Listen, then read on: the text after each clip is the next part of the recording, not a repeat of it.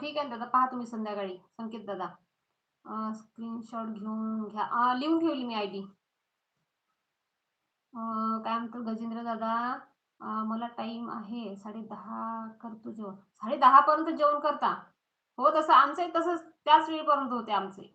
आम्ही काही एवढं लवकर जेवण नाही करत. 10:30 11 वाजते आम्हाला कधी-कधी. संकेत दादा काय म्हणताय?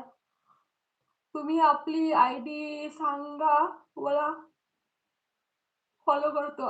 दादा Instagramची आयडी आहे माझी, पण त्याच्यावर मी काही पोस्ट करत नाही.